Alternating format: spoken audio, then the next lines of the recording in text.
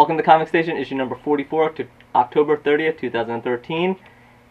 It's Halloween coming up tomorrow, so... Happy Halloween! Happy Halloween! And of course, Echo has her little prop. Yeah, I didn't bring a gun or grenade or anything dangerous this time, guys, Although she has been hitting us with that. So. Yes, I can do some good damage with this. My costume, if you don't know, I am Death of the Endless. And I am from the Court of Owls, but you can't hear me very well. Maybe that's a good thing. Yeah, nobody cares what I say. And I'm Spider-Girl in my 2099 suit. Awesome. And we took one of the recommendations. Somebody wanted to see some statues.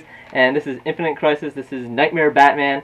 And it's a big chunk. This is the size of a comic book. So Yeah. Very awesome. He's very awesome. Very creepy cool. details Very on him. And I thought it was perfect to bring out for the Halloween edition. Yeah, he looks it's a little like the rabbit from Donnie Darko, Frank. Yes. Yes. So, why don't we start off? I have Damian, son of Batman, this week. And close. This is what if Damian was never killed. So basically, it gives you like a little bit of backstory of what would happen, like if he never got killed, and then why he eventually would become. I don't want to give spoilers, but eventually become Batman. Yeah, it's a little. It gives it away a little bit on the cover. I mean, it's no real surprise. It's so. yeah. I mean the title's a little bit obvious and everything, but It's cool. I like What Ifs. It's an alternate little. it's not Batman yet. But And is this it's definitely good because if I wasn't reading it next to these two, I would have been crying. So it's definitely a good read. If it almost makes me cry. All right, and that is a. Is that a short run? It is 1 of 4. Okay. So it is. Cool. I like short little composed, so you can just grab them all You at know once, when and it's you don't. gonna end. Yeah, you don't have to Yeah. worry about your wallet being completely destroyed. Exactly. The next one we have is Forever Evil Argus #1 from DC Comics. This one really centers around Colonel Trevor, and it even starts off with a flashback with Colonel Trevor. He's meeting Diana, Wonder Woman, and it continues the flashback from forth and their relationship, and then he wakes up and he finds that the Secret Society has destroyed the Justice League and all the heroes. So it's him adjusting to this. You also find out a little bit of that he was saved when the Justice League was attacked. He was with them, but he was sent away and given the message, seek the truth. And that's it. They kind of left him with that. Cryptic. So very cryptic as usual. So he has to hunt that down. There's only a handful of Argus soldiers left, and their numbers are dwindling. As with Forever Evil, good guys are dying. In this by the squares. This, I am so excited. I have the pleasure to introduce. Very appropriate. Yes, very appropriate. Sandman Overtures #1. I got to read it before you did. Sorry, So excited. really, really excited about this one. I was literally jumping up and down as I was reading this. Just so excited to see all of my favorite characters back, of course. The setting of this is very Victorian looking when they are in their reality dreaming, wherever you might, as real as it gets in this one. Anyway, so you see, of course, my Death, not as I am right now, but in her kind of throwback costume with the long dress. Give a shout out to Alita, who is a cosplayer, if you want to see that look before you can look in the book. Take a look at her profile. The art in this, of course, is amazing, really beautiful, holds true to the series. The only thing, well, first let me say that Neil Gaiman said this is not my spoiler, one of the Endless does die in this book, and I'm not going to tell you who it is, but I do know. My favorite part about it was the big giant centerfold, where they show you some absolutely amazing versions of some of the Endless that you're going to see. I just was absolutely tickled and delighted to see this. My only complaint on it is that really absolutely nothing happens in this issue. It's really kind of just a recap, and I wouldn't really know if I didn't, know this series front and back and have it tattooed all over myself. I wouldn't know really what was going on or be very interested in it if I wasn't already interested in it. So that's it. She was jumping up and I down, was. by the way. I was. She was squealing.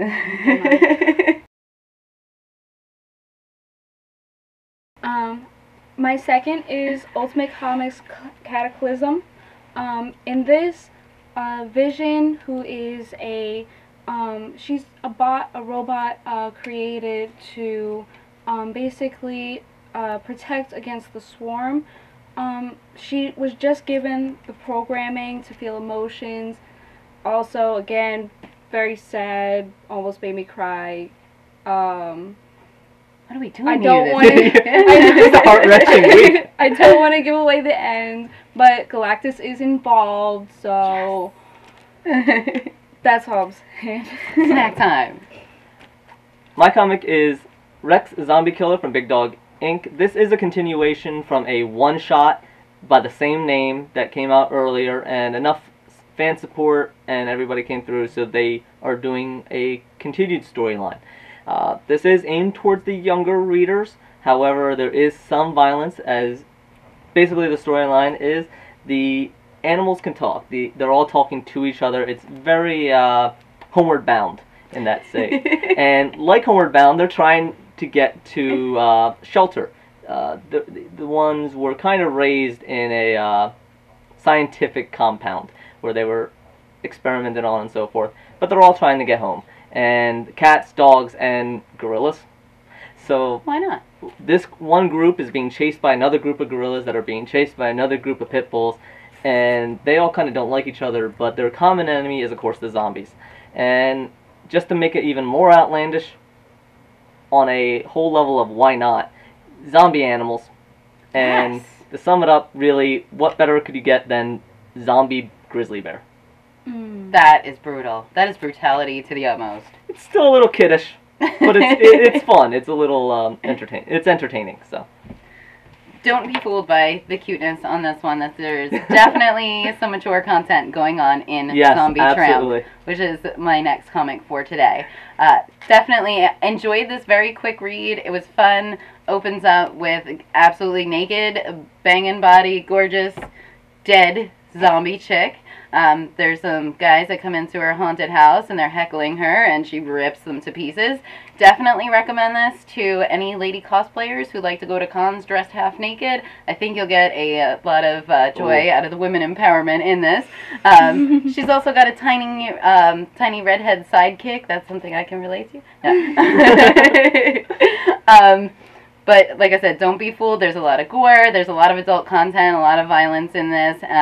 Definitely a lot of sex. So it was fun. Weird thing about it was that they gave you the story that was quick and short, and then the second half of the comic was them actually retelling you her origins, and I thought that was kind of weird and not That is really a little necessary. So But more naked zombie chick. yeah, you can't beat naked zombie chicks. All right. Nope. All right, and now we have a number of reviews, including a very special one by a guest writer. The first review from Lido is actually Hellboy Midnight Circus #1 from Dark Horse Comics. This came out last week, but it's appropriate for Halloween.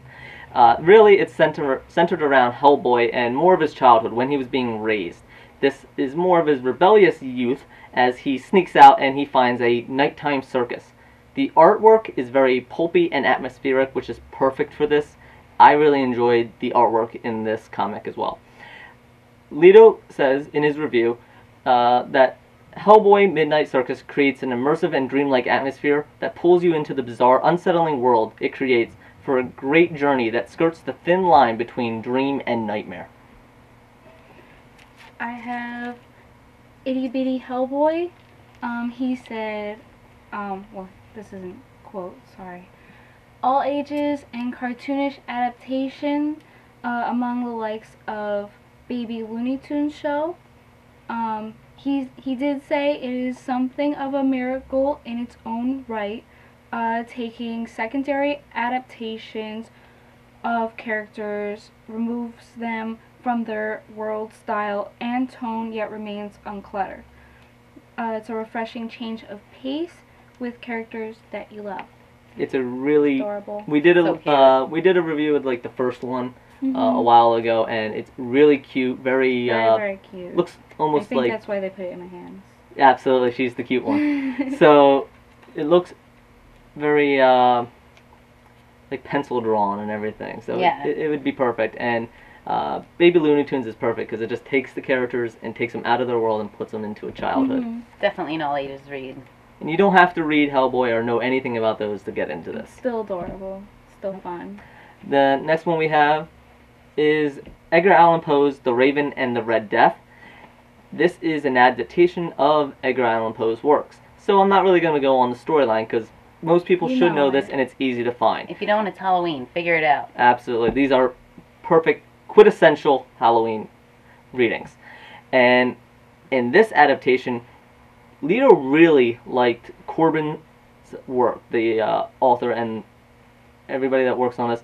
And matter of fact, the one quote that I have to read to sum this entire thing up is, Corbin offers a unique new take on old stories that really present them in new and interesting light, all smothered in layers of great atmosphere. It's a chilling, macabre read. Halloween reading written all over it. Sounds perfect. Definitely. And drumroll, our special guest reviewer is...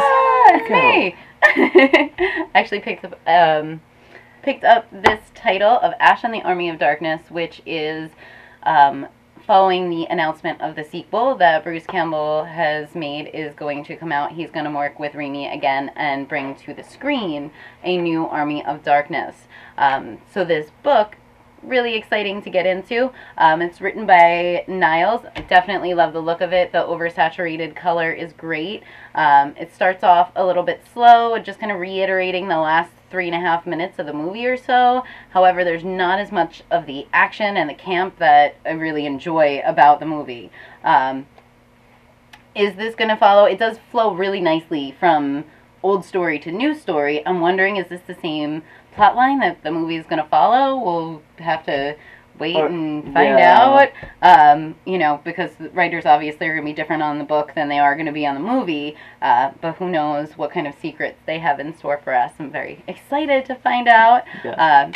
Did try to do a little bit too much for just a #1 that came out. They had to recap the movie. They had to make a new story and try to pack in all of the action that things that have Bruce Campbell and the campy humor. Like, it's just, it would be impossible to pack that all into. You can't confine Bruce Campbell into one little medium. No, you can't. The one thing I did find really hilarious was the update of the cute coworker who was totally 80s in the movie and now has this like updated look. I thought it was really funny that they did that. But overall, definitely, like I say in the review, pumped like a boomstick for this to come out. Just like Sandman that I reviewed earlier, something that I've personally been waiting and I'm really, really passionate about. So, can't wait to see what they bring. Hopefully, the 2s and 3s and everything that follow in this will be a little bit crazier, and I'd like to see a little bit more gore. Yeah, it's a cult classic, so you're gonna have a lot of people interested in it just on its name alone. The last one we have for the reviews this week is The True Lies of the Fabulous Killjoys #5, aka Killjoys. A lot of people just summarize it. This is from Dark Horse Comics, and it's, if you haven't been keeping up with it, it's a post-apocalyptic grunge western. Little psychedelic, a little futuristic mixed in as well. And summing it up, basically, if you've been reading it, you're going to want to pick this issue up. If you haven't, you're going to want to go read back on the previous issues and maybe pick up this issue with #6, because this one is kind of filling in gaps a little bit. Lito wasn't overly impressed by what happened in this issue, and it more set up for the next one. So, not necessarily necessary read right now, but it'll be good to pick up with the next issue. We also have 2 more reviews coming out later in the week. The Last of Us trade paperback, which collects all the Last of Us comics, as well as King Conan Hour of the Dragon #6. And if you've been missing Lito's a little bit scathing reviews lately, you won't be disappointed. So those are our reviews for this week for October 30th, 2013. And as always, you can check out the full-length interviews on Frontward Gamer. Yeah, and feel free, leave us comments. Like, we have this wonderful statue up here, as we can show everybody, thanks to one of our watchers, one of our viewers, suggesting it, as well as, yes, it's Halloween, and we decided to do a little dress up. As the guy, I get to cheat a little bit. Very simple. So, We But wish you nobody's here to see me. We want to wish you all a safe and happy Halloween. And if you don't have a costume, just dress up because it's fun. Absolutely. And come on, as simple as just wearing a suit, you're dressed up. Get a An little owl hat. mask. All you need is an owl mask. Owl mask. It's very nice. It You is. should buy one. Yes, I like it. I actually already had the book, but I wanted to get it because it had the mask. So, thank you very much. Merchandising. Again, leave any comments. I've been trying to go in and respond to people. I hope people have been liking that. And keep in contact. And we will see you next Keep the week. comments coming. We love it. Thank you guys so much for watching. Happy Halloween! Happy Halloween.